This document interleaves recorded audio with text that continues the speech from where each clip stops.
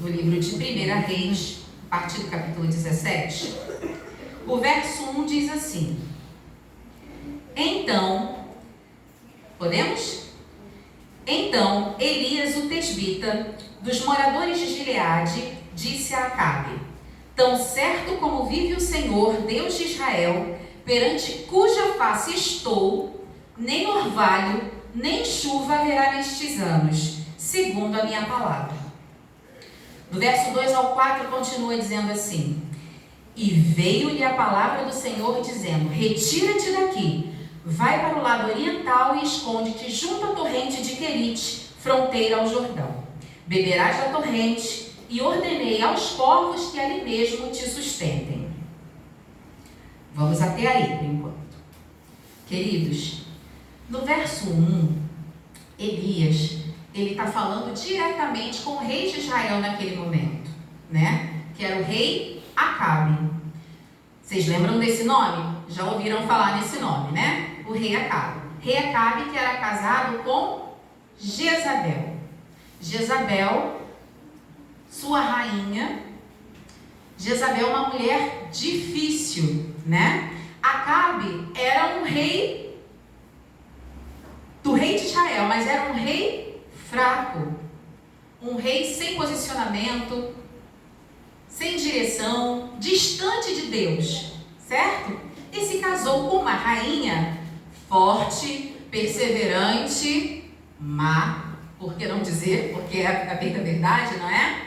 Mas por que, gente? Jezabel, ela servia ao Deus de Israel? Não servia ao Deus de Israel. Acabe, nas suas alianças políticas, né, ele se casou com uma mulher que não servia ao mesmo Deus que ele. Pelo contrário, ela servia a Baal. Desde muito pequenininha, Jezabel foi treinada para servir a quem? A Baal, para ser sacerdotisa de Baal. E ela era. Então ela era fiel ao Deus dela, né? Da maneira dela, ela fazia tudo ali a ferro e fogo e não tinha negociação. Enquanto Acabe fazia o mesmo pelo Deus de Israel, de jeito nenhum. Até porque se fizesse de fato, o casamento com ela não teria acontecido dessa forma. Não é mesmo? Mas o que chama a minha atenção no verso 1, né, é quando ele se dirige, né, ao rei, dizendo: Tão certo como vive o Senhor, Deus de Israel, perante cuja face estou.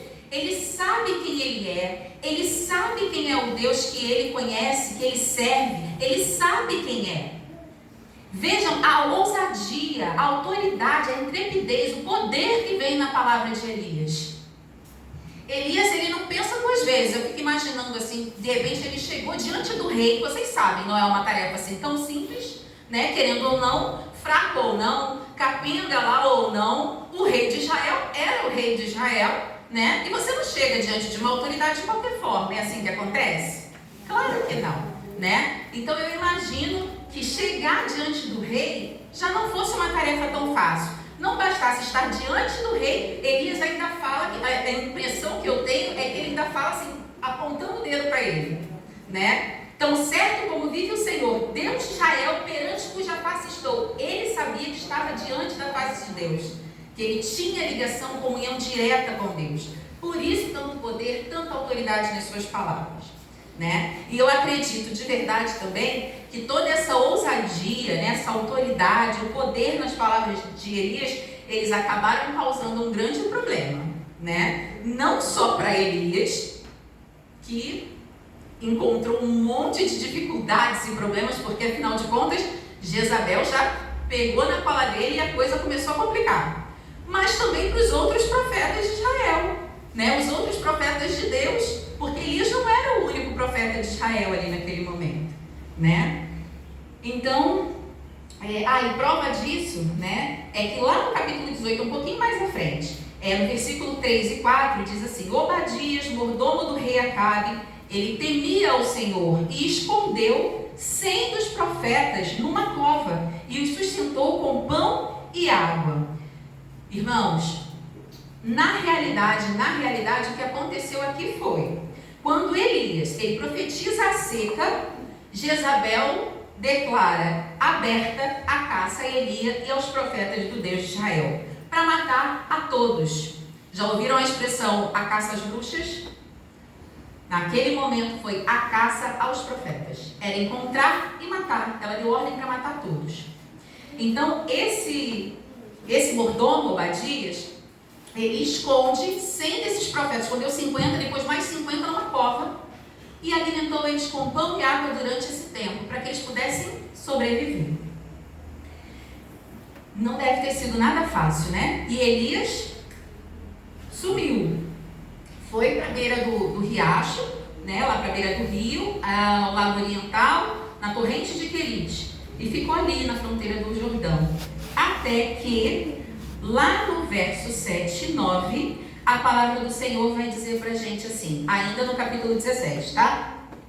Mas, passados dias, a torrente secou, porque não chovia sobre a terra. Então, lhe veio a palavra do Senhor dizendo: dispõe-te e vai a Sarepta, que pertence a Sidom, e demora-te ali, onde ordenei a uma mulher viúva que te dê comida. Alguém lembra aqui dessa história dessa viúva? Só levanta a mãozinha. Conhece a história da viúva? Amém. Essa é a viúva de Sarepta, certo? E lá vem mais história tremenda por aí.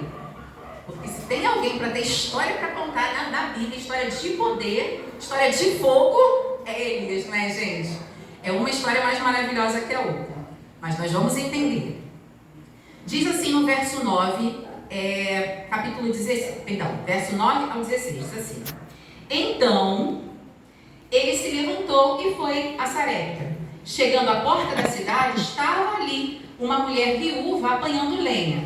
Ele a chamou e lhe disse: traze-me, peço-te uma vasilha de água para eu beber. Indo ela a buscá-la, ele a chamou e lhe disse: traze-me também um bocado de pão na tua mão.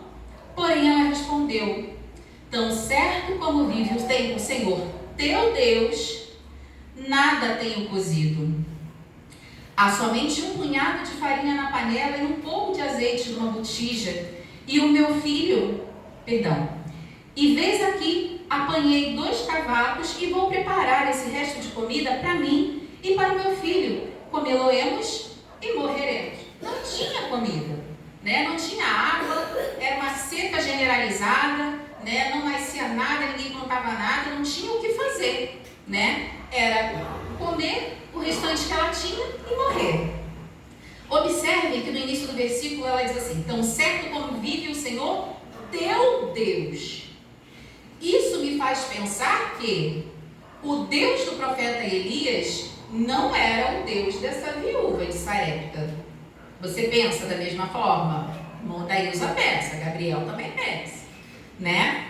Então, queridos, a gente vem falando de tanta coisa ao longo da manhã e aí eu já sabia o que ia ter na mensagem. Eu fiquei pensando, eu falei assim, gente, como Deus é perfeito. No final, eu acredito que vocês vão chegar à mesma conclusão que eu. E de forma impressionante, todas as coisas, elas se encaixam. Né? Os comentários na lição da escola sabatina, né? O que foi além da escola sabatina. Eu fiquei pensando, eu falei assim, Deus maravilhoso, louvado seja o teu nome. O Espírito Santo de Deus que conduz todas as coisas aqui nesse lugar. Né, nas nossas vidas, nos nossos corações, nós temos orado desde que chegamos aqui, clamando pelo Espírito Santo, e eu vejo o agir de Deus aqui, né? E eu creio que você vai chegar a essa conclusão no final dessa mensagem, junto comigo, claro, aqueles que tiveram a oportunidade de acompanhar desde o princípio, alguns eu sei que se retiraram, enfim, mas de qualquer forma eu tenho certeza que também vai ser uma bênção para você. Enfim, queridos,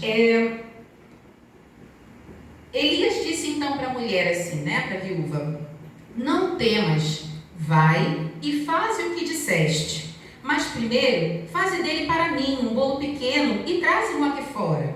Depois fará para ti mesma e para teu filho, porque assim diz o Senhor de Israel: a farinha da tua panela não se acabará, o azeite da tua botija não faltará até o dia em que o Senhor fizer chover sobre a terra.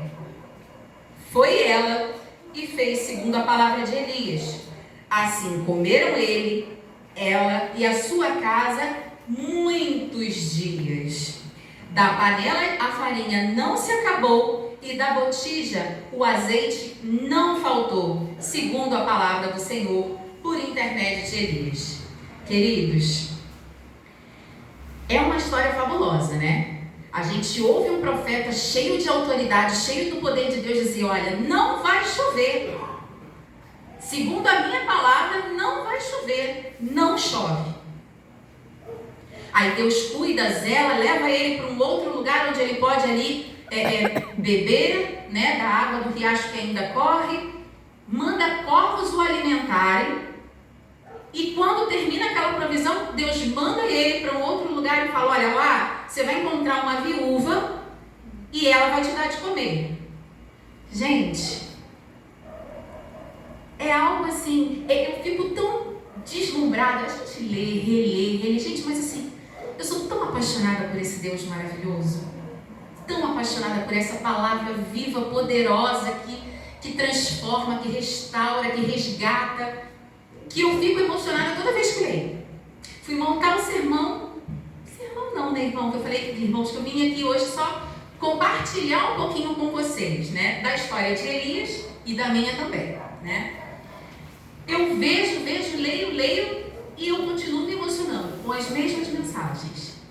Porque o poder de Deus, ele é algo assim, é sobrenatural, né? É de Deus. É algo que vai além das nossas expectativas, né? Move o nosso coração. E aí eu pergunto para vocês assim, aqueles que disseram para mim, né, que conhecem a história da viúva de Sarepta, a história dessa viúva e do seu filho com o profeta Elias, ela termina aqui? Não. No azeite, na farinha? Não termina aqui. Então tem mais da viúva ainda ali em relação ao profeta. E o que foi que aconteceu, gente? Depois desse milagre aí, dessa profecia cumprida e o transbordar do azeite e da farinha na panela. Tiveram comida até quando foi necessário. O menino adoeceu e morreu. Meu Deus! Aí a gente agora começa a pensar, tá? Vamos começar a linkar algumas coisas.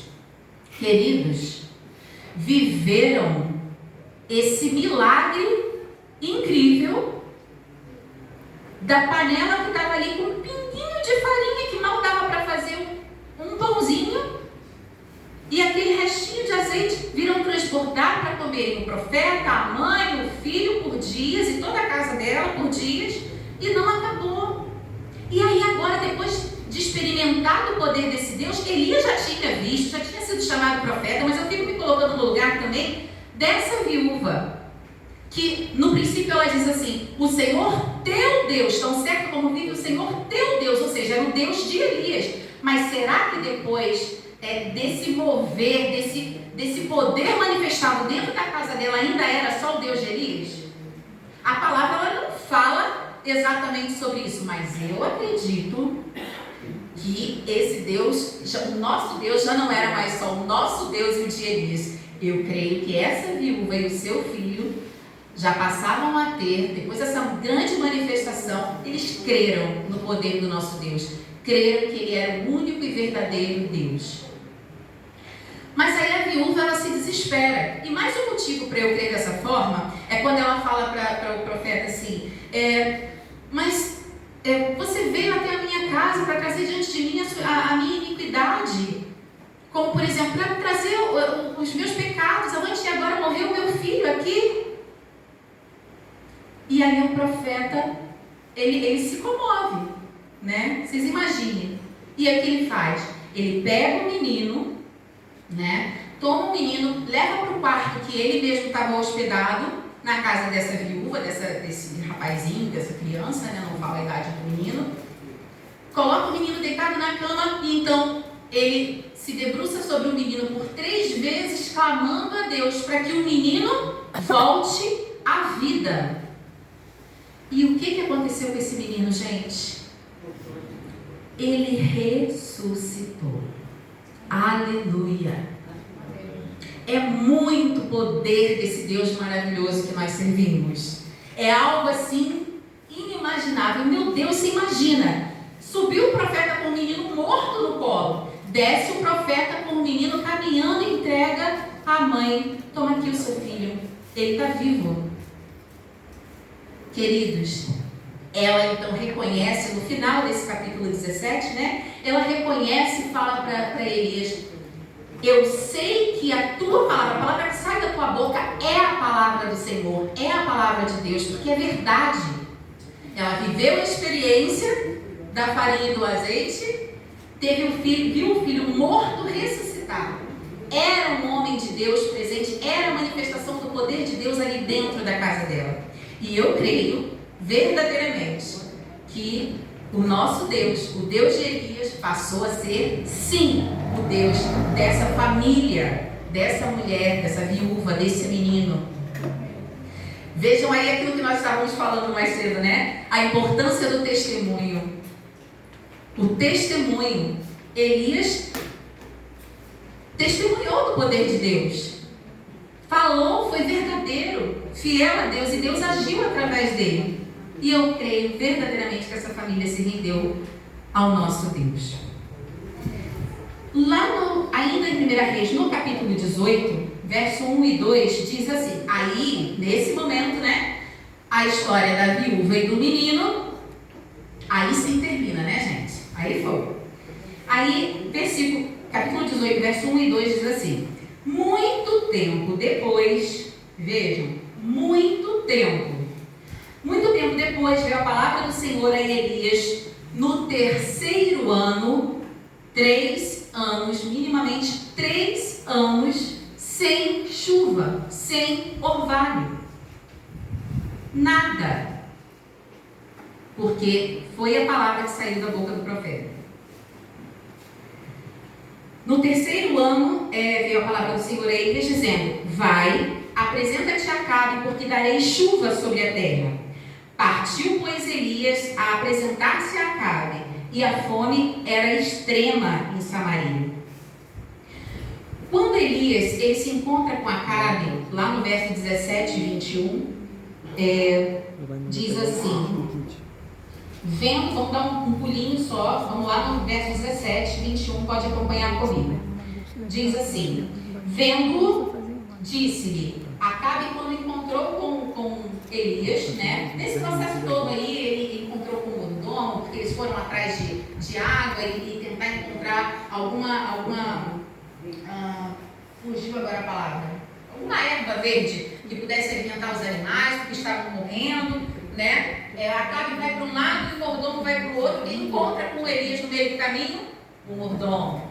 Enfim, e aí temendo até dar a notícia de que tinha encontrado o profeta fala: diga a Acabe que eu voltei, né? Mas onde você estava? Porque procurou em todo Israel, em toda a terra, você não encontrou em nenhum canto, em nenhum lugar. Deus estava cuidando, né?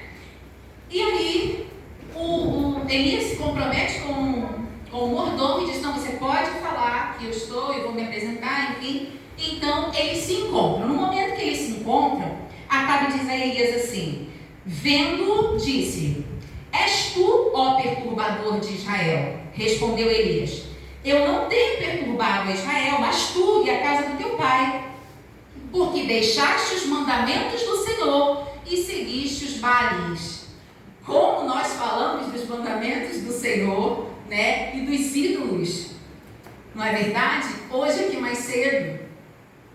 Porque aborrecia a casa do Senhor, o rei de Israel? Porque ele deixou de seguir os mandamentos de Deus e passou a seguir a outros deuses, né? Aquela profanação, a verdade com a mentira, o que é certo com o que é errado, e a gente falou tanto disso, né? Deus, ele não vai aceitar nenhum tipo de contrafação. Ele é santo, é puro, é perfeito, é digno, é único, né? Para Deus, Deus nos quer inteiros. Não dá para ser um pouquinho, 99% Deus e 1% não estou sabendo ainda. Não. Deus não quer isso. Ele quer 100% do nosso coração. Certo? E então, agora pois, né, Elias deu essa resposta a ele: você deixou de seguir os mandamentos do Senhor e seguiu os Baalins. Agora pois, manda juntar a mim todo Israel no Monte Carmelo, como também os 450 profetas de Baal. e os 400 profetas do poste ídolo que comem na mesa de Jezabel. Enviou então Acabe mensageiros a todos os filhos de Israel e juntou os profetas no Monte Carmelo. Essa história eu sei que vocês conhecem, né? Essa história do Monte Carmelo também é de estremecer, porque, meu Deus, que manifestação de poder, né? Vejam, no verso 21, reuniu todo o povo, né? E aí vocês já perceberam que o povo estava ali todo misturado. Quem cria, quem não cria, quem estava mais ou menos, meio lá, meio cá, reuniu todo o povo para que todos pudessem assistir, né? E no verso 21, Elias, ele se achega ao povo e diz assim: até quando cocheareis entre dois pensamentos? Se o Senhor é Deus, seguiu. Se é Baal, seguiu. Porém o povo nada lhe respondeu. Nada. Elias foi lá e deu um checkmate, direto e reto, né? Meio que como a sensação que eu tenho quando ele entrou na presença do rei Acabe e lançou ali a profecia da seca, né? Meteu nele ficar. Se é o Senhor, segue ao Senhor. Se é a Baal, segue a Baal. Mas vai ficar nisso até quando? Né? E então, queridos, e o povo ficou sem resposta. E aí, hoje, né? Se nós estivéssemos meio ao povo de Israel, lá no Monte Carmelo, nós também ficaríamos sem resposta? É um pensamento que nós temos que ter conosco mesmo. Pensamento só você e Deus. Eu não preciso saber, já está difícil de eu dar conta dos meus, né? Será que se nós estivéssemos lá naquele momento, nós também não ficaríamos sem resposta? Será que nós estamos seguindo unicamente, única e verdadeiramente o nosso santo e precioso Deus? Quantas vezes se divide o nosso coração? Eu não sei vocês, mas o meu se divide. Muitas vezes eu falo: Senhor, tem misericórdia de mim. Tem misericórdia de mim, meu Deus. Quantas vezes o santo e o profano, eles se misturam no nosso meio? Aquilo que nós estávamos falando aqui ainda na parte da escola sabatina. Nós queremos ganhar o mundo, mas muitas vezes nós cedemos, nós abrimos concessões, porque nós queremos nos aproximar e ganhá-los. Sendo que, na verdade, muitas das vezes, o que acontece? Nós é que acabamos nos corrompendo. Ao invés de nós influenciarmos positivamente, nós acabamos sendo mal influenciados. E quando você pensa que não, piscou, só pisca, você cai, tá fora. Aí você foi com a intenção, com a desculpa, sabe, se lá Deus é Deus e o coração de cada um, para buscar alguém, mas na verdade a tática, a metodologia utilizada era o quê? Corrupção dentro daquilo que é santo. Então a gente tem que ter muito cuidado com isso, queridos. Não dividir o nosso coração, não permitir que o santo e o profano estejam misturados ali onde nós estamos. Cuidado! Sempre muito joelho no chão, jejum, oração, clamor a Deus. A presença do Espírito Santo, o batismo do Espírito Santo nas nossas vidas, para que nós tenhamos discernimento espiritual, para que nós não venhamos a nos corromper nesses últimos dias. E sim, resgatar aqueles por quem Jesus morreu. Muitas vezes, nós temos levantado altares a Deus, mas também a Baal. O que é, ou quem são Baal em nossas vidas? Que outros deuses têm sido adorados nas nossas casas? Quantos altares precisam ser derrubados, queridos? É uma leitura? É um programa de televisão? É aquela pessoa que eu recebo, que eu já sei que ela só vai trazer fofoca, notícia difícil? coisa que vai me colocar numa situação muito complicada diante de Deus. A gente pensa em altares, Claro que não. Vocês estão entendendo o que eu estou dizendo. Da mesma forma como nós estávamos aqui falando mais cedo sobre os ídolos. São muitos ídolos. A gente não está falando só de imagens, né? Quais são os seus ídolos? Quais são os seus deuses? Quais são os altares que, infelizmente, nós acabamos permitindo serem construídos? Se bobear, a gente mesmo pega uma pedrinha e fala, não tem nada a ver, não, isso aqui é só para eu conseguir trazer fulano, ou alguma coisa nesse sentido, né? E nós acabamos por construir um altar completo a algum Baal dentro da nossa casa, da sala da sua casa, do seu quarto. Com a mensagem que nós temos, nossa mensagem de saúde, eu tenho certeza que nas nossas casas podem existir, sim, altares para Baal nas nossas cozinhas, nas nossas panelas. Nós estamos vivendo os últimos dias. Todo detalhe conta. O nosso Deus é um Deus de detalhe. São nas minúcias. É na sutileza que Satanás nos leva. É de forma muito sutil, muito inocente. Não faz mal. Porque se parecesse que faz mal, você não iria nem eu. Porque a gente conhece. Então a gente precisa ser mais esperto que ele. Mas nós temos poder para isso? Não. A nossa força, o nosso poder está no Senhor. Amém. Mas isso requer, para que nós tenhamos esse poder, requer de nós o quê? Comunhão. É joelho no chão, é oração, é leitura da palavra, para que não sejamos confundidos. Porque até os eleitos serão confundidos. Está escrito. E quantas vezes você já ouviu falar isso? Mas na verdade, a gente acha muitas vezes o quê? Que quem vai ser confundido vai ser meu irmão. É o vizinho ali da outra igreja. Eles estão confundidos porque eles não conhecem a verdade. A verdade que eu conheço. A gente tem que tomar cuidado até mesmo com a nossa soberba sobre o nosso conhecimento. Porque aí você pensa que sabe muito, você pensa que pode muito, e quando você vê, no conhecimento que você tem, você se perdeu. E aquele lá que você achava que estava enganado, vai estar lá no céu. Naquele dia teremos grandes surpresas, não é verdade? Não é isso que a palavra nos diz? Então nós precisamos estar atentos, irmãos, atentos. Então, quantos altares ainda precisam ser derrubados? Eu não sei quantos são, mas o que eu sei é que eu saí da minha casa hoje com um propósito. E eu peço a Deus para que você também tenha esse propósito no seu coração. Se você não pensou nisso antes de sair de casa, ou quando chegou aqui, eu peço que você pense agora. E de agora até o final da programação e para sempre, claro, né? Porque a gente não termina o nosso culto aqui.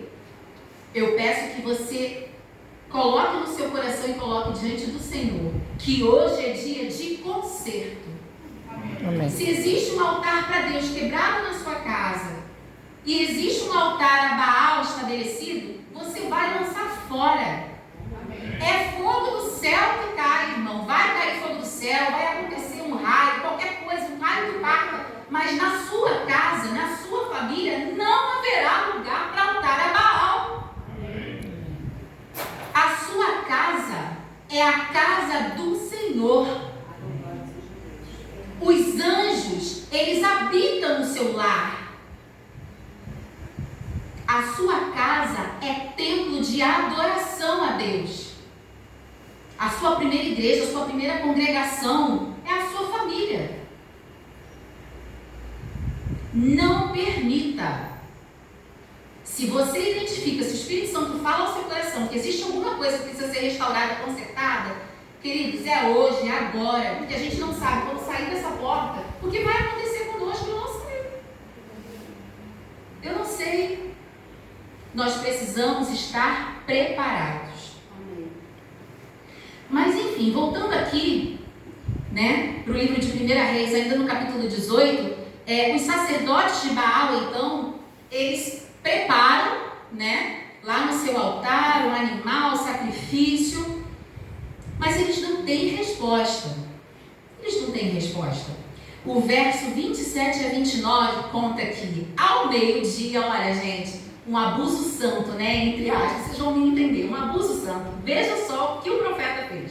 Ao meio-dia, Elias zombava deles, dizendo: clamai em altas vozes, porque ele é Deus. Pode ser que esteja meditando, ou atendendo a necessidades, ou de viagem, ou dormir e despertará. Elias estava zombando dos profetas de Baal, que clamavam em altas vozes, se retaliavam com facas e com lancetas, segundo o seu costume, até derramarem sangue. Eles sangravam clamando por Baal, que não respondia. Passado o meio-dia, profetizaram eles até a oferta de manjares que se oferecesse.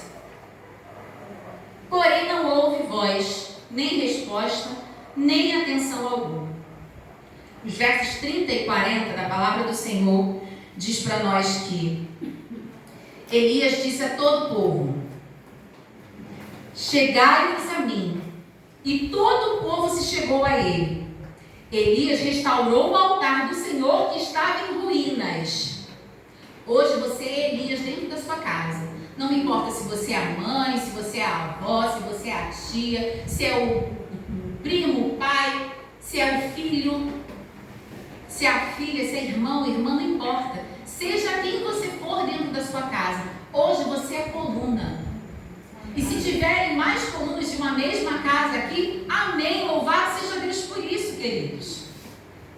Mas hoje você é coluna. O altar do Senhor, que estava em ruínas, será restaurado para a glória de Deus. Tomou 12 pedras, segundo o número das tribos dos filhos de Jacó, ao qual viera a palavra do Senhor, dizendo: Israel será o teu nome. Com aquelas pedras edificou o altar em nome do Senhor. Depois fez um rego em redor do altar, tão grande como para semear 2 medidas de semente. Então armou a lenha, dividiu o novilho em pedaços, pôs sobre a lenha e disse: enchei de água 4 cântaros e derramai-a sobre o holocausto e sobre a lenha. Disse ainda: fazei-o segunda vez, e o fizeram. Disse mais: fazei-o terceira vez, e o fizeram terceira vez. De maneira que a água corria ao redor do altar. Ele encheu também a água do rego. No devido tempo, para se apresentar a oferta de manjares, aproximou-se o profeta Elias e disse: ó Senhor Deus de Abraão, de Isaque e de Israel, fique hoje sabido que tu és Deus em Israel, e eu sou o teu servo, e que segundo a tua palavra fiz todas essas coisas. Responde-me, Senhor, responde-me, para que esse povo, todo esse povo, saiba que tu, Senhor, és Deus, e que a ti fizeste retroceder o coração deles. Então, queridos, caiu fogo do céu e consumiu o holocausto, e a lenha, e as pedras, e a terra, e ainda lambeu a água que estava no rego. O que vendo todo o povo caiu de rosto em terra e disse: ó Senhor Deus, Senhor é Deus, só o Senhor é Deus. Queridos,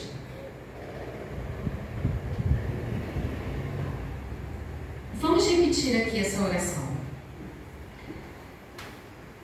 Ó Senhor Deus de Abraão, de Isaque e de Israel, fique hoje sabido que tu és Deus na minha casa, que tu és Deus na minha vida, na vida dos meus filhos, na vida do meu marido, na vida dos meus pais. Tu és Deus. A minha casa é tua. Eu consagro a minha casa ao Senhor. E seja assim estabelecido um altar para a glória do teu nome no meu lar. Amém, queridos? E feito isso, caindo fogo do céu e consumindo tudo aquilo, com todo o povo se prostrando em terra, desesperados, aterrorizados com tamanho poder, disse-lhes Elias: lançai mão dos profetas de Baal, que nenhum deles escape. Lançaram mão deles, e Elias os fez descer ao ribeiro de Gizom, e ali os matou. Queridos, as experiências extraordinárias de Elias e o poder de Deus, elas não terminam por aqui. Não terminam. Elias ora e volta a chover depois de 3 anos. Depois desse episódio, Elias sobe ao monte, ora, e é quando se vê, né? A pequena nuvem do tamanho da mão de um homem. Mas aquela nuvem, aquela pequena nuvem, é o sinal de que a chuva ia cair. Uma chuva torrencial, depois de mais de 3 anos. Deus seja louvado. No capítulo 2, em 2 Reis, capítulo 1, no verso 9, a partir do verso 9, a gente encontra a história de Elias e os 3 capitães.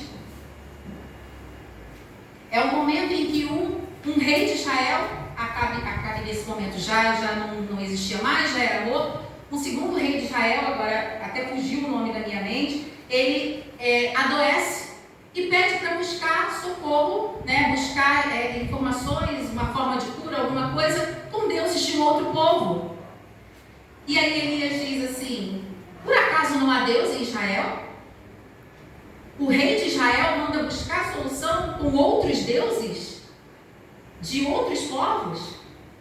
Olha o tamanho da corrupção do povo de Israel nesse momento. O rei, o líder, vivendo uma situação como essa. E já não era novidade, né, gente?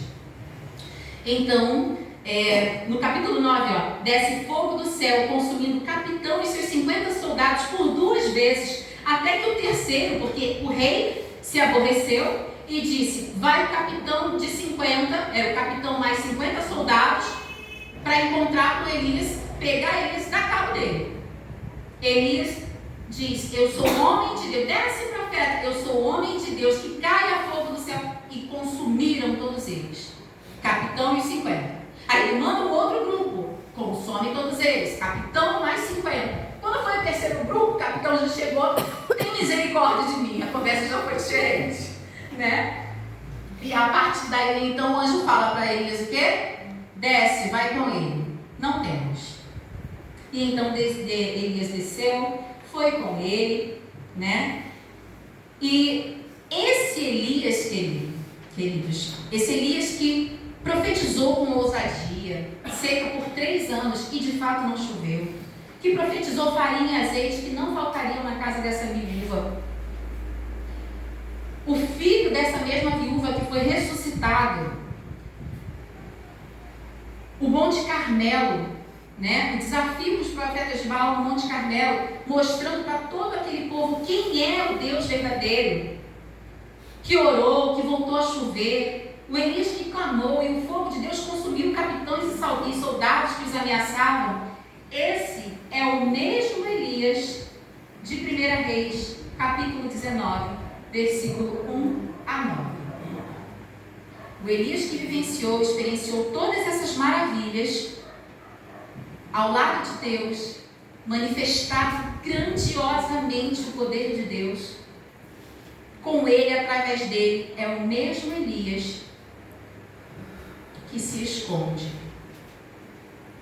Vamos ouvir? 1 Reis, capítulo 19, versículo 1 a 9, diz assim: Acabe fez saber a Jezabel tudo quanto Elias havia feito e como mataram todos os profetas à espada. Então Jezabel mandou um mensageiro a Elias a dizer, lembra que lá no princípio eu falei que a força, a determinação, a devoção que Acabe deveria ter como rei de Israel, quem tinha na verdade era Jezabel como sacerdotisa de Baal. Vejam só o que ela fez. Acabe chega lá, conta para ela, né, o que tinha acontecido, fez uma fofoca, né, contou com todos os detalhes e ela, irada, diz assim, manda um mensageiro a Elias e diz: façam-me os deuses como lhes aprouver, se amanhã a essas horas não fizer eu a tua vida, como fizeste a cada um deles, como a cada um dos profetas de Baal. Elias não matou a todos eles? Ela estava ali jurando que os deuses poderiam fazer com ela o que quisessem, se no dia seguinte, até aquela hora, ela não tivesse feito a mesma coisa com Elias. Temendo, pois, Elias levantou-se e, para salvar sua vida, se foi e chegou a Berseba, que pertence a Judá, e ali deixou o seu moço. Ele mesmo, porém, se foi ao deserto, caminho de um dia, e veio, e se assentou debaixo de um zimbro. e pediu para si a morte e disse: basta, toma agora, Senhor, a minha alma, pois não sou eu melhor do que meus pais. Deitou-se e dormiu debaixo do zimbro. Queridos, quantos de nós já não tivemos experiências tremendas com Deus? Sabemos quem é o nosso Deus. Vivemos, cremos, vivemos experiências com Ele, mas em algum momento não tememos e nos escondemos em alguma caverna, por algum motivo. Quem de nós nunca passou por uma situação como essa? E aí a gente se pergunta, né? Mas nossa, Elias viu tudo isso, fez tudo isso e se esconde com medo de uma mulher na caverna. Queridos, Deus cuidou de Elias, continuou cuidando nos mínimos detalhes. Vejam só, depois que ele se deitou debaixo do zimbro, né? E dormiu, eis que um anjo o tocou e lhe disse: levanta-te e come. Olhou ele e viu junto à cabeceira um pão cozido sobre as pedras, em brasa, uma botija de água. Comeu, bebeu, tomou e voltou a dormir. Ou seja, ele estava exausto, ele estava desgastado, ele já não suportava, né? E a gente pensa, fraqueza, não é possível, não. Se a gente voltar a alguns profetas da Bíblia, vocês se lembram? O profeta Daniel, quando tinha as visões, recebia as revelações, ele caía prostrado, ficava adoecido. Ellen White, diversas vezes a gente vê relatos da mesma forma. São experiências que se vive com Deus e ali, vocês imaginem, depois de toda essa situação ali no Monte Carmelo, ele estava esgotado e temeu. E sim, ele fugiu, mas Deus cuidou, né? Ele comeu, bebeu, e o anjo acordou ele novamente e disse assim: levantou-se, pois, comeu e bebeu, e com a força daquela comida, caminhou 40 dias e 40 noites até Horebe, o monte de Deus.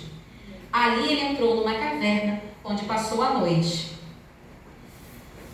Ele buscou um local, ele chegou num local de abrigo, ele precisava de acolhimento, se sentia acolhido, seguro, escondido, protegido de alguma forma, mas não era qualquer lugar, era o Monte Horebe, era o monte de Deus. Ele entrou ali naquela caverna, mas eis que veio a palavra do Senhor e lhe disse: que fazes aqui, Elias? E aí, gente, eu paro para pensar, que experiências como essa, né, nós já vivemos. O irmão Ricardo deu aqui para nós o testemunho. Tudo bem, ele não viu cair fogo do céu, mas ele sabe que no momento que a irmã Neuza estava intercedendo, naquele momento, tudo aconteceu, parece que saiu gente, né, irmão? E foi atendido rapidamente, apareceu o médico. Intercessão, poder de Deus, manifestação do poder de Deus. A gente tem a mania, a ideia de que um milagre ele precisa ser astronômico, chover fogo do céu. Não, queridos. Nós vivemos milagres todos os dias. E muitas vezes nós não atentamos para eles. Nós nem valorizamos muitas vezes. Mas nós precisamos estar mais atentos e com o coração mais aberto e mais grato, porque Deus manifesta o seu poder em nossas vidas todos os dias. Graças a Deus por isso, senão, meu Deus, eu nem sei o que seria de mim. Eu não sei como foi com você, mas eu não nasci num lar cristão, como os meus filhos nasceram. Eu tive muitas dificuldades por não vir de uma família estruturada, sabe? Antes de chegar na Igreja Adventista do Sétimo Dia, há cerca de uns 10 anos atrás, eu passei por muitos lugares. E eu vou dizer para vocês que eu sofri maus pedaços. E quando eu digo para vocês assim, que eu leio a Bíblia e leio a mesma história e leio de novo e depois a gente volta naquela passagem e lê outra vez e eu me emociono sempre, é porque talvez, uma vez eu pensei assim, nossa, que privilégio tem as pessoas que nasceram num lar cristão, né? Eu não tive esse privilégio, infelizmente, né? Mas eu não digo nem somente assim, que nasceram adventistas do sétimo dia, mas eu penso que as pessoas, mesmo de outras denominações, de outras denominações evangélicas, enfim, ou até mesmo praticantes de uma religião, né? Que na minha família nem nenhuma religião se praticava propriamente, né? A minha mãe, ela foi criada em colégio de freiras e tudo mais, a família é católica, mas chegou um momento que eu acho que ela não quis mais saber de nada na vida, e agora já, né, já adulta, já senhora, já avó, ela retomou a fé dela, né? Mas quando eu era pequena e adolescentezinha, minha mãe não era de ir à igreja, mesmo a igreja católica não era, então a minha família ela não tinha esses ritos religiosos, sabe? E eu sei, gente, que independente de qualquer coisa, isso faz falta na vida dos nossos filhos, sabe? Da nossa família, faz falta. E louvado seja Deus aqueles que tiveram o privilégio de nascer numa família cristã adventista do sétimo dia. Eu lembro que quando eu conheci o Evangelho Eterno, eu ficava assim, meu Deus, que coisa maravilhosa, meu Deus, que coisa maravilhosa. Meu Deus, por que eu não soube disso antes? Meu Deus, por que eu não nasci no meio de gente assim? Por que só tem eu? Por que não tem mais ninguém na minha família? Minha família é enorme, irmãos. É enorme, não tem ninguém. Sou eu, meu marido e os meus filhos, pela graça de Deus. Eu sou fruto da TV Novo Tempo. Fruto da TV Novo Tempo.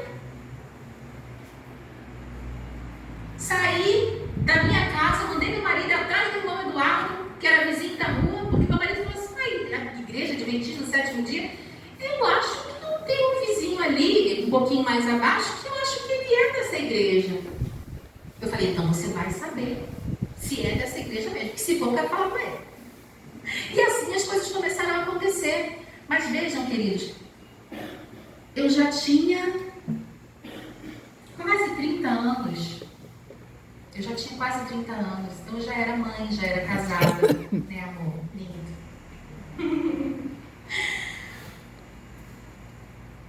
Mas ainda assim, um dia eu estava orando a Deus, falando com o Senhor, e assim, Deus parece que falando no meu coração me confortou, sabe? Porque eu fiquei por muito tempo pensando, poxa, mas por que eu não tive essa oportunidade de saber mais, de conhecer logo, desde o princípio? Por quê, meu Deus? Poxa vida, olha, agora eu poderia... Quando eu conheci o Evangelho, não sei se a Ana vai lembrar, eu perturbava o juízo do Eduardo, porque eu queria saber mais, eu ligava para o Novo Tempo, eu tinha todos os estudos bíblicos, eu já tinha feito todos os estudos. Eu batizei e eu não ganhei uma Bíblia. Aliás, ganhei uma Bíblia sim, mas eu ganhei uma coleção dos Espíritos de Profecia, aleluia. Graças a Deus por isso. Oh, que coisa maravilhosa foi aquilo na minha vida. Então, eu tinha aquela sede, aquele desejo, eu falava tantas vezes, falei tanto para Deus, né? Poxa, Deus, eu queria. Mas um dia, Deus falou no meu coração assim, você precisava conhecer o que você conheceu, para que você pudesse dizer de tudo que você viveu, e que você pudesse valorizar o que agora você tem. Será que se eu tivesse nascido, aí eu comecei a pensar, falei, será que se eu tivesse nascido num lar cristão, mesmo um lar adventista do sétimo dia, eu teria vivido toda a minha vida dentro da igreja, com esse desejo de conhecer o Evangelho, o Espírito de Profecia e pregar? E será que eu teria tido esse desejo ardente assim no meu coração? Gente, já passou 10 anos e não passou ainda não, tá? Esse negócio de primeiro amor, por favor. Esse primeiro amor tem que continuar com a gente todos os dias. Amém, Senhor? Por favor, Jesus. Então, eu me conformei um pouquinho, sabe? Quanto a isso. Porque... Ai, gente, hoje é um dia de tantas emoções. É porque assim... hoje não é dia para eu dar o meu testemunho para vocês. Um dia eu vou dar, tá? Mas agora, eu só quero dizer para vocês que eu tenho uma amiga muito querida que ela fala para mim assim: Ludmila, você é um tição tirado do fogo do inferno. Eu olhei para ela e falei assim: jura que você está me falando isso? Queridos, eu percebi que esse é o maior elogio que eu posso receber. E eu dou muito glória a Deus por isso. Eu sou, sim, um tição tirado do fogo do inferno. Satanás, ele faz de tudo, queridos. Um dia eu conto com maiores detalhes, mas eu vou dizer para vocês. Desse lar desestruturado, que infelizmente foi de onde eu vim, mas graças a Deus hoje as coisas são muito diferentes, mas ainda estão um pouco distantes daquilo que eu gostaria que fosse, né? O meu sonho é ter todo mundo aqui sentado junto com vocês, ver alguém aqui trazendo a mensagem, sabe? É sonho. Mas quem sabe se um dia Deus realiza, né? Porque fé eu tenho, ele já sabe. Eu não quero isso sozinho. Não quero. Deus sabe que eu não quero. Mas é tão difícil. Quando a gente vê que você ali quer, você oferece aquilo que é melhor que você tem. E às vezes parece que tudo que você viveu, tudo que você experienciou, tudo que viram que você viveu, todos os milagres que viram na minha casa, na minha família, no meio deles, quando nós estamos no meio deles, é como se não valesse R$1. E aí tem hora que eu fico muito revoltada, porque eu falo, meu Deus, vale demais. Ele é muito valioso, ele é muito precioso, eu me revolto. Aí parece que Deus fala no meu coração assim, Ludmila, eu morri por cada um deles também. Quando eu penso assim, eu não vou falar mais nada. Não quero saber. Não quer saber? Não quero saber. Meu Deus não está aqui para ficar, não é troco de nada. Jesus não tá à venda para eu ficar oferecendo toda hora. Ludmila, foi por você sim, mas por eles também. Então, queridos, não é fácil, tá? E aí desse lar, que eu falei para vocês que passei por muitos lugares, foram muitos mesmo. Eu servia a outros deuses, não por vontade própria. Eu ainda era ali muito nova, né? Muito desesperada, seguindo ainda conselhos de familiares. Na minha família tem de tudo, gente. Na minha família tem de tudo. Tem tudo que é religião, vocês podem imaginar. Tem para escolher. Quer fazer um estudo sobre ciências da religião, pós-graduação? Vai lá para minha casa. Para minha casa não, né? Graças a Deus não. Mas vamos fazer um encontro de família. Você vai conhecer de tudo que você pode imaginar. E eu tive uma época na minha adolescência que eu sofri muito com problemas de saúde e tudo mais. E nessas, queridos, eu fui iniciada em outras religiões. Perdi meus cabelos. Novinha. Garotinha adolescente. Aí eu queria me esconder de todo mundo. Porque aí, você imagina. Ai, gente, tão difícil. Mas um dia eu me preparo psicologicamente para contar isso para vocês. Mas então, eu sou sim. Quando ela fala para mim que eu sou um tição tirado do fogo do inferno, é real. Satanás, ele sabe o meu valor. E ele sabe também o seu valor.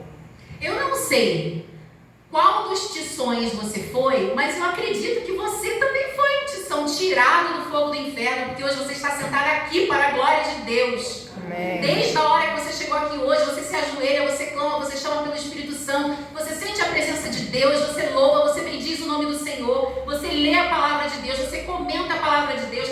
Arde no nosso coração aquele desejo, o desejo de contar para o mundo inteiro do poder desse Deus maravilhoso, que é o mesmo Deus do profeta Elias, que faz fogo descer, que faz o azeite multiplicar, que a farinha não acaba.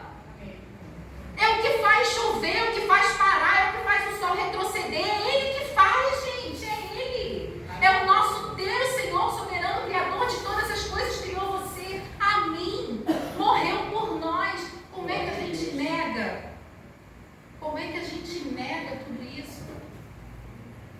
Mas, infelizmente, queridos, nós fazemos, e eu me incluo no meio de vocês muitas vezes. Às vezes eu fico muito triste comigo mesmo quando eu me pego fazendo uma coisa que eu não deveria. Oh, meu Deus, será que se Jesus estivesse nessa situação, ele ia agir dessa forma? Nossa, mas eu falei desse jeito. Sabe? A gente faz. Mas, queridos, Deus, Ele tem poder para transformar todas as coisas. Amém. O amor de Deus, Ele é transformador, Ele é restaurador, Ele é libertador, Ele me libertou. Hoje eu estou aqui, gente, casada, mãe de filho, faço 40 agora, segunda-feira, meu Deus. A idade chegou. Mentira, gente, eu digo que eu já nasci com 30 e que a idade não é cronológica, né? É o espírito da gente. Eu tenho um espírito de velho, né, amor da minha vida? Né, filhos? Meus filhos sabem que eu nasci velha, gente. Poderia ter 15 anos, eu já ia ser velha. Então é porque eu vou fazer 40 não. Tem gente com 80, que eu tenho uma tia-avó com 80 que é mais jovem do que eu, tá? Ela faz todo tipo de ginástica, uma animação que só Jesus. E eu nem conto que eu fico envergonhada. Então, queridos, eu já tive na minha vida longos períodos única e exclusivamente de altares a Baal. Mas pela misericórdia de Deus, eu conhecia a verdade que nós conhecemos hoje. E quando eu conheci, eu me agarrei a ela, sabe? E tô aqui, mesmo que de pendurada. Se for para estar pendurada, gente, eu tô aqui, entendeu? Porque Deus, ele sempre arruma um jeito da gente se segurar de alguma maneira. É amor, é misericórdia, é graça. Ele cuida, ele leva o pão, ele manda um anjo. Sabe? É o povo que vai te alimentar, não importa onde você esteja, que ele vai cuidar. Queridos, vale a pena restaurar os altares para o Deus de Israel na sua vida, na sua casa. E se existir qualquer resquício de qualquer outro altar, qualquer balinho, lança fora e se conserta hoje, porque o momento é agora. Amém. Amém, queridos? O verso 10, para terminar, nos diz assim: eis que veio a palavra do Senhor a Elias e diz: que fazes aqui, Elias? Ele respondeu: tenho sido zeloso pelo Senhor, Deus dos exércitos, porque os filhos de Israel deixaram a tua aliança, derribaram os teus altares e mataram os teus profetas à espada, e eu fiquei só, e procuraram tirar minha vida. Queridos, ele achou que estava só, achou que estava sozinho. Muitas vezes a gente também acha que está sozinho. A gente estava falando mais cedo aqui também, né? Que às vezes até mesmo dentro da nossa própria igreja, da nossa própria fé, a gente encontra algumas dificuldades, né? E aí a gente pensa em desistir, pensa, não faça isso. Olha o que Deus responde para Elias quando ele achou que ele estava sozinho, temendo lá dentro da caverna, porque achando que era o único e queriam tirar a vida dele.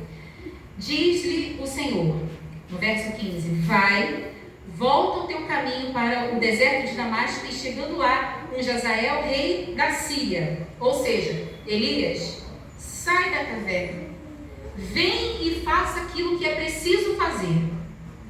Faça aquilo que eu te designei a fazer. Deus te chamou para quê, querido? Para que Deus chamou você? Porque Deus te chamou. Deus te chamou para quê? Para adorá-lo, para servi-lo, para exaltá-lo. Faça aquilo, tudo aquilo para que Deus te chamou, com todo o seu coração. E Ele vai te honrar. Mas veja, pensou que está sozinho? Verso 18 diz: Elias, também conservei em Israel 7.000, todos os joelhos que não se dobraram a Baal, e toda a boca que não beijou. Queridos, nós estamos vivendo os últimos dias. Os tempos são difíceis. A tendência é a coisa ficar realmente mais complicada. Porém, ainda existe um povo fiel. A igreja de Deus, a igreja remanescente, louvado seja Deus, a igreja adventista do sétimo dia. Sim, amém. Deus seja louvado por isso.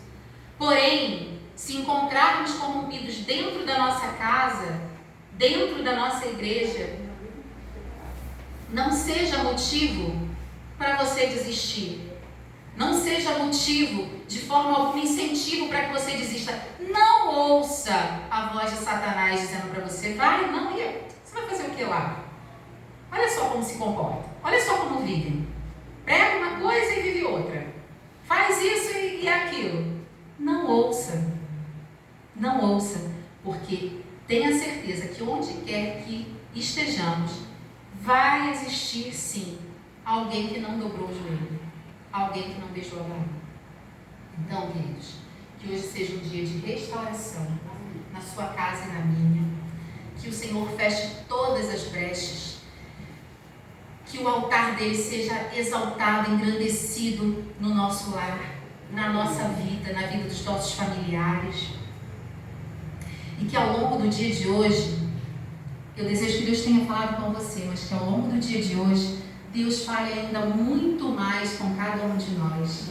E que ao retornar para as nossas casas, para os nossos lares, nós tenhamos assim uma aliança renovada com Cristo.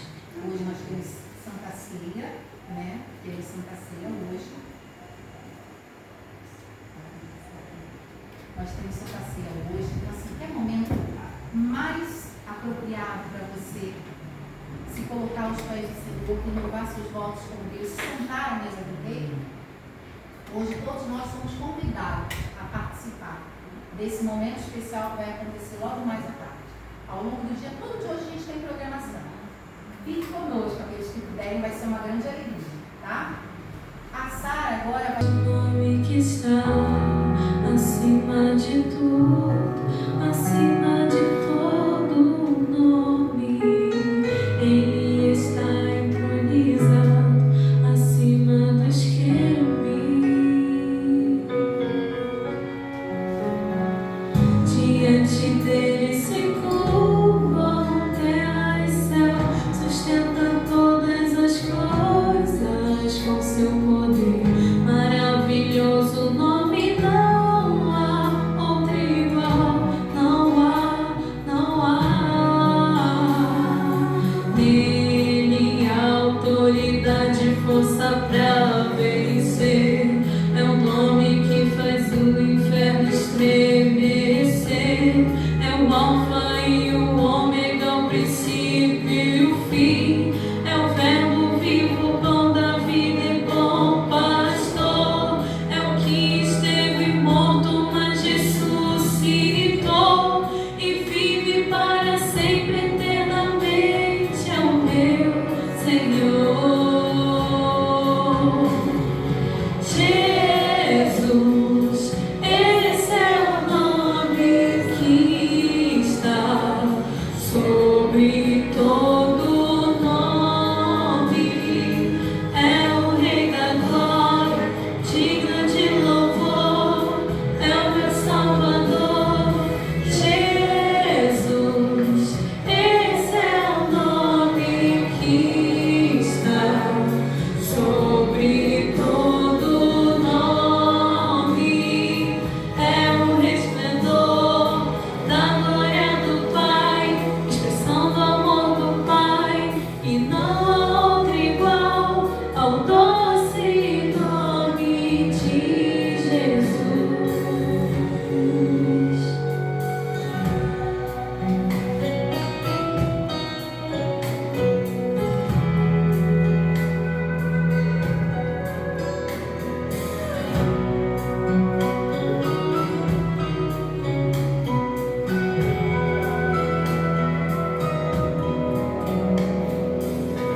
Existe um nome que está acima de tudo, acima de todo nome. Ele está entronizado acima dos querubins.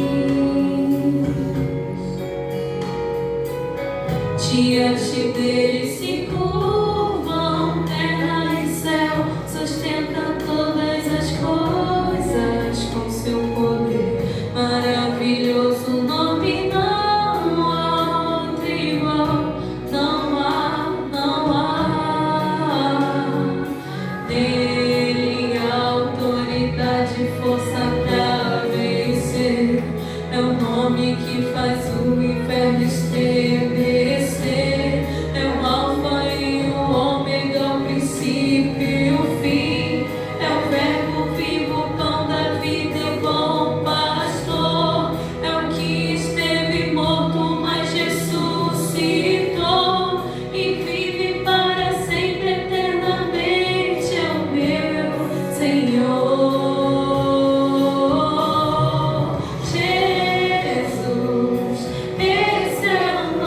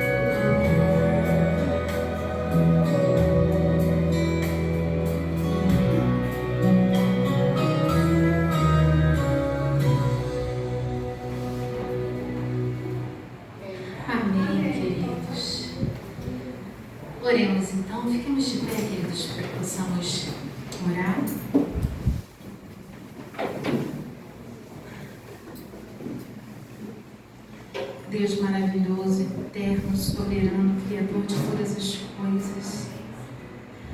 Oh, Deus querido, muito obrigada, Senhor, por esse momento. Obrigada, Senhor, pelo privilégio de poder ouvirmos a Tua palavra, ouvirmos dos Teus milagres, das Tuas maravilhas. Obrigada, Deus querido, por ter podido ouvir também o testemunho do irmão Ricardo. Agradeço também, Senhor, pela oportunidade de ter podido compartilhar um pouquinho da minha história com os meus irmãos. Te agradeço, Deus querido, pela Sara, cantando esse lindo louvor para nós aqui agora, nesse momento. Exaltando o Teu nome, Senhor, nome santo, o nome que está sobre todo nome, o nome que é exaltado sobre todas as nações da terra. Deus querido, Deus maravilhoso, Deus de amor, que morreu por nós, que nos salvou, que nos resgatou, Senhor, das mãos do inimigo e nos trouxe, Senhor, para nos assentarmos aqui na Tua casa, hoje diante da Tua mesa. Obrigada, Senhor, por esse privilégio, nós não merecemos. Perdoa, Senhor, as nossas falhas, tem misericórdia de nós, ó Deus. Pai amado, nesse momento nós estamos encerrando a primeira parte do culto. Pedimos que o Senhor permaneça conosco, Senhor. Hoje a programação é longa. Fica conosco, Deus querido. Fala, continua falando aos nossos corações, meu Pai. E nós te somos gratos, mais uma vez gratos. Obrigada, Jesus, pela manifestação do Teu poder nas nossas vidas. Obrigada, Senhor. Amém.